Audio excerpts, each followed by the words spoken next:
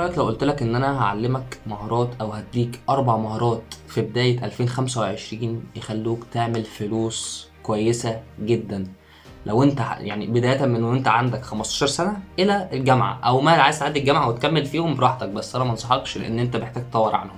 تعالى بقى نبتدي نقول لك ايه ال4 مهارات دول. يلا بينا. النهارده يا صاحبي انا جاي اكلمك عن الفريلانس. ايه هو الفريلانس او ايه هو العمل الحر؟ العمل الحر ان انت بتعمل خدمه وبتبيعها. يعني مثلا بتعمل صور مصغره او تصميمات وبتبيعها، بتعمل مونتاج وبتبيعه. انا باجي لك عايزك تعمل لي مونتاج، بتعمل لي مونتاج وادي لك قصاده فلوس.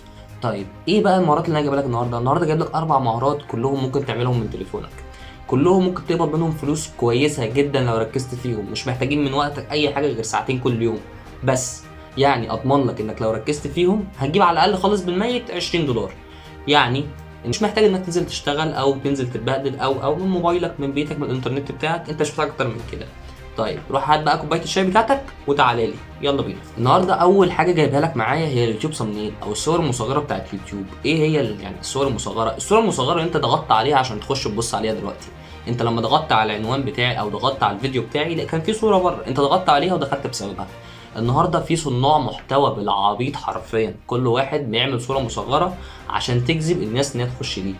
طيب مبدئيا انت لو عملت كل يوم 4 صور مصغره مظبوطين وهديك مصادر تتعلم منها يوتيوب صمنين. لو عملت 4 صور مصغره مظبوطين، الصوره الواحده اقل حاجه على موقع خمسات او موقع فايفر اقل حاجه خالص $5. يعني انت بالميت عملت كل يوم $20. طيب الصوره بتاخد معاك وقت قد ايه؟ نص ساعه. حلو. طيب انا مبدئيا محتاج حد يشتغل معايا في اليوتيوب صمنين، ده مبدئيا خالص يعني. فلو الصوره الواحده بتعملها $5 فانت في اليوم عملت $20 ما يعادل 1000 جنيه مصري. فانت مش محتاج اكتر من كده على فكره. لو عملت صورتين بس فانت برضو مش محتاج، لان انت زي ما انت عارف ان كل الشغلانات تحت اعلى شغلانه فيها 150 جنيه. وانا ما اظنش ان في ظروف الثانويه العامه او على فكره ان الثانويه عامه، في ظروف الثانويه العامه والكلام ده كله ما اظنش ان انت هتقدر تنزل تشتغل، فساعتين من يومك مش هيضيعوا عندك حاجه. طيب ايه المواقع اللي تبدا عليها؟ هي انا شايف ان موقع خمسات كويس جدا انك تبدا عليه، لان هو مناسب جدا للمبتدئين. اول موقع انا عملت منه فلوس من عمل حر كان من خمسات، بعد كده انتقلت لفايفر.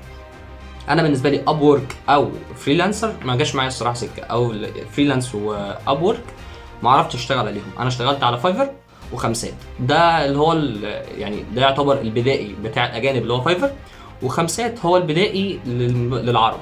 حلو. يلا بينا. وزي ما قلت لك في اليوتيوب سمنيل هننزل او هديك مصادر تحت في الديسكريبشن تخش تتعلم منها اليوتيوب سمنيل. الصوره الواحده هتاخد معاك نص ساعه، يعني انت عشان تعمل 4 صور مش محتاج غير ساعتين بس. عشان تعمل $20 بتوعك مش محتاج غير ساعتين. تعالى نخش على الحاجات التانية، يلا بينا. تاني مهارة جايبها لك معايا هي المونتاج. ايه هو المونتاج؟ المونتاج اللي انت شايفه الايديت بتاع الفيديو. ما اظنش مفيش حد ما يعرفش النهارده مونتاج. طب انت محتاج ايه عشان تتعلم مونتاج؟ والله مش محتاج اكتر من كاب كات وموبايلك وتتعلم مونتاج عادي. طيب النهارده الفيديو 10 دقايق، اقل حاجة خالص فيه $10. طيب الفيديو ده هياخد معاك وقت قد ايه بالظبط؟ لو انت بتطلع فيه كواليتي كويس جدا هياخد معاك بالظبط ساعة ساعتين بالكتير قوي لو انت بتعمله على كاب كات. لو احترفت كاب كات اضمن لك ان انت لو بتعمل فيديو واحد كل يوم هتدخل بالميت خالص $20 برضه. فبرضه دي مهاره كويسه جدا، وهسيب لك برضه المصادر بتاعت انك تتعلم فيها تحت. هسيب لك قنوات وناس كتير جدا بتشرح. القنوات دي كنز حرفيا، انا لما ابتديت اتعلم اتعلمت منها. فنصيحه مني خش اتفرج عليها، ما تكسلش، ما تضيعش وقتك. انت بتضيع وقتك في الفرجه على حاجات هلس كتير وما تزعلش مني. انا لما القناه هنا اعملها انا طالع اتكلم معاك كاني قاعد على القهوه، فاسمع مني وامشي ورايا. انا هسيب لك قنوات تحت خش اتفرج عليها، ضيع حاجه تنفعك، ضيع وقتك في حاجه تنفعك. ادي كده تاني مهاره معايا جبت لك اللي هي المونتاج. تعالوا نخش على تالت مهاره، يلا بينا. تالت حاجه جايبها لك معايا وهي اكتر حاجه الصراحه محببه على قلبي، او انا حرفيا تعبت فيها او شفت فيها حاجات كتير وتعلمت فيها حاجات كتير قوي، هي صناعه المحتوى.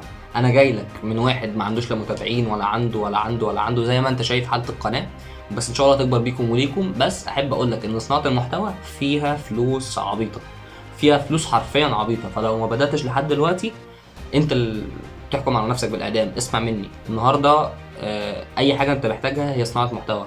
ازاي؟ يعني انت عندك منتجات هتباع بصناعه المحتوى.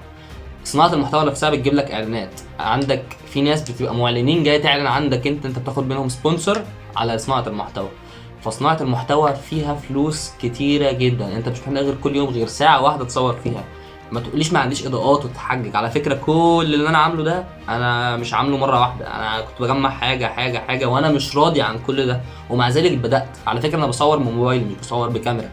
انت اللي بتتحجج، اسمع مني، انت بتتحجج ما تتلككش. فانا بجد والله بكل امانه انا محتاج ان انت تعمل فلوس. انا هبقى مبسوط لما انت تعمل فلوس. يعني انا دخل واحد مثلا عندي في الفيديو اللي فات قال لي انا عملت اول 50 جنيه على ايدك. كم السعاده اللي انا كنت فيها لا يوصف اساسا، فاهمني؟ ان انا واحد عمل فلوس بسببي او ابتدى خد طريق ان هو يعمل فلوس بسببي، انا مبسوط منه، فاهمني؟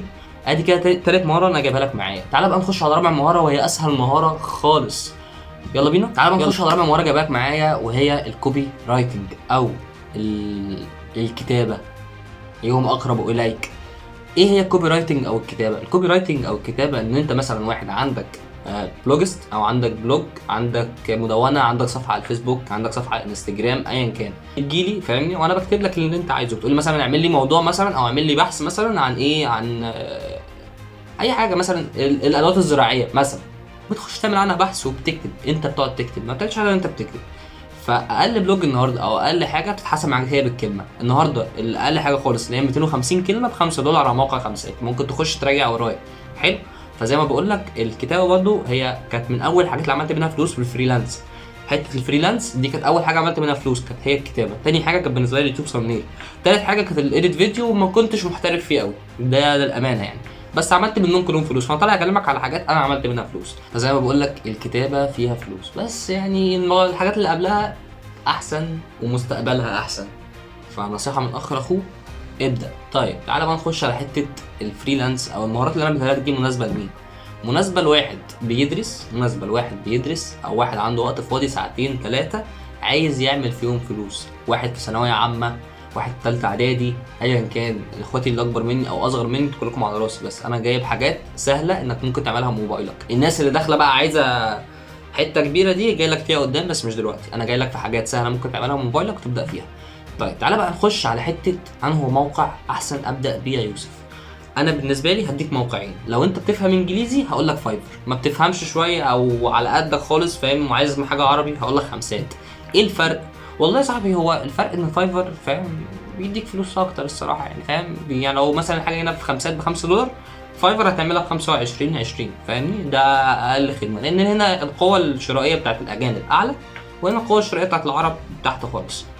فزي ما بقول لك دي المواقع اللي انا هنصحك بيها او المواقع الفريلانس اللي انا اقول لك عليها.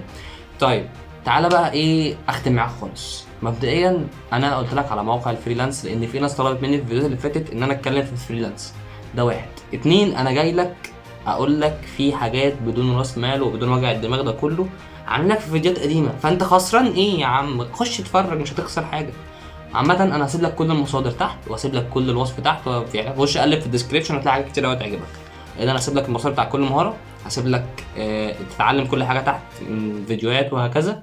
وسامحني لو انا طالع مش مرتب كلامي، لان انا طالع بتكلم معاك بشكل ارتجالي خالص، فلو بقطع كلام او برتجل معاك في كلام ده على عادي خالص. يلا اشوفك بخير الفيديو اللي جاي.